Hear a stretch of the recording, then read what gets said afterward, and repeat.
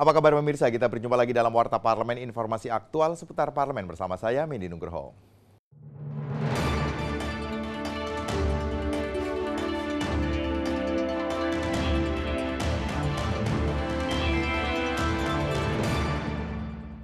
Komisi 5 DPR RI meminta Badan Meteorologi, Klimatologi, dan Geofisika untuk membangun sistem peringatan dini pada bencana alam agar meningkatkan informasi cuaca secara cepat dan akurat, sehingga peristiwa bencana alam seperti di Provinsi Yogyakarta tidak terulang kembali. Mengingat Indonesia adalah daerah yang rawan bencana ditemui usai kunjungan spesifik ke Provinsi Yogyakarta, Ketua Komisi 5 DPR RI Fahri Jemi Prancis menilai peringatan dini yang diberikan BMKG dapat mengurangi dampak korban bencana alam. Sementara Fahri juga meminta pemerintah pusat bekerjasama dengan seluruh pihak terkait dalam menangani korban bencana banjir dan tanah longsor di Provinsi Yogyakarta yang telah menelan 3 korban jiwa serta kerusakan infrastruktur. Bersama-sama dengan Kementerian PUPR akan memetakan mana yang akan bisa didukung melalui dana APBN, ya, terutama berkaitan dengan jalan dan jembatan yang tadi rusak. Terus mana yang mungkin juga akan kita dorong melalui perbaikan melalui dana DAK dan juga tentu juga ada dana melalui Cipta Karya untuk pengembangan pemukiman pasca bencana. Selain itu, anggota Komisi 5 DPR RI Sahat Silaban meminta masyarakat untuk menjaga lingkungan setempat, seperti tidak melakukan penebangan pohon secara liar yang mengakibatkan kegundulan hutan. Sahat juga meminta pemerintah provinsi serius menangani perbaikan jalan serta jembatan pasca bencana alam. Harapan kita ke depan, pertama-tama masyarakat lah yang mengantisipasi itu yang terutama. Jadi jangan seenaknya masyarakat penebangan pohon terutama di hulu. Dan kalau kita pikir mana mungkin sih sebenarnya terjadi banjir itu di gunung gitu ya. Tapi inilah buktinya. Sampai merugikan masyarakat seperti saya bilang tadi di 17 kecamatan ya. 17 kecamatan kurang lebih di 162 miliar tadi diperkirakan. Nah, untuk ke depan harapan kita yaitu kalau bukan masyarakat yang menjaga daerahnya. Dari Yogyakarta, Sanika dan Rizky, TVR Parlemen melaporkan. Pro dan kontra swastanisasi bandar udara dan pelabuhan yang akan dilakukan oleh pemerintah terus bergulir. Menanggapi hal itu, Komisi 5 DPR RI mengingatkan pemerintah untuk berhati-hati dalam swastanisasi infrastruktur agar tidak terjadi intervensi oleh pihak swasta. Usai rapat kerja dengan Komisi 5 DPR RI, Menteri Perhubungan Budi Karya Sumadi menegaskan tidak ada penjualan aset kepada pihak swasta. Budi juga menjelaskan pemerintah memutuskan untuk melakukan kerjasama dengan pihak swasta dalam mengelola pelabuhan dan bandara untuk pembangunan dan pemenataan infrastruktur yang lebih baik. Terkait rencana swastanisasi kepada 30 bandara dan 20 pelabuhan di Indonesia yang dinilai tidak berkembang, Budi menjelaskan swastanisasi tersebut ditujukan untuk efisiensi dan memangkas dana APBN hingga 1 triliun rupiah.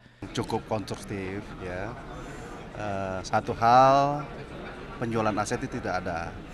Yang ada adalah kerjasama pengelolaan konsesi dengan waktu terbatas, dengan ruang terbatas, dan dengan dilakukannya ini pasti pembangunan bisa berjalan dengan baik karena ada suatu kolaborasi antara pemerintah dan swasta.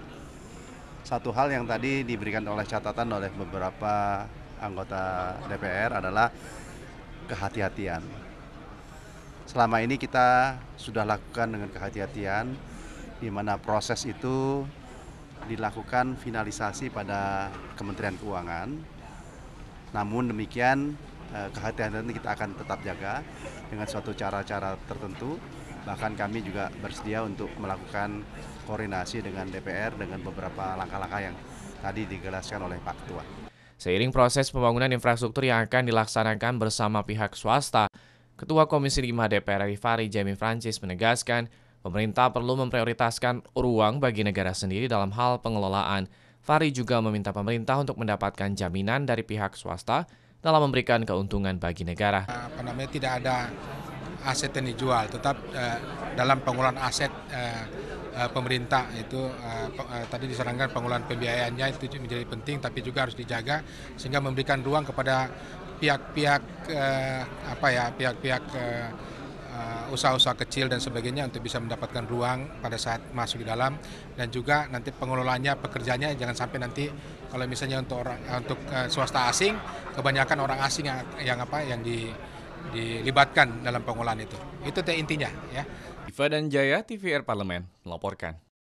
Komisi 4 DPR meminta pemerintah melakukan langkah cepat dan tanggap dalam mengantisipasi kerusakan lahan pertanian dan gagal panen imbas cuaca ekstrim yang menyebabkan bencana banjir dan longsor agar tidak mengganggu ketersediaan pangan dan target swasembada pangan nasional. Menanggapi hal itu, anggota Komisi 4 DPR RI Hamdani meminta pemerintah memberikan bantuan kepada para petani yang mengalami kerusakan lahan atau gagal panen agar tidak terjadi kelangkaan stok pangan, serta menghindari tambahan kuota impor pangan. Selain itu, Hamdani mendorong Kementerian Pertanian meningkatkan efektivitas program asuransi pertanian agar petani tidak terjebak oleh tengkulak jika mengalami gagal panen. Sawahnya yang terendam air itu kan ada konsekuensinya.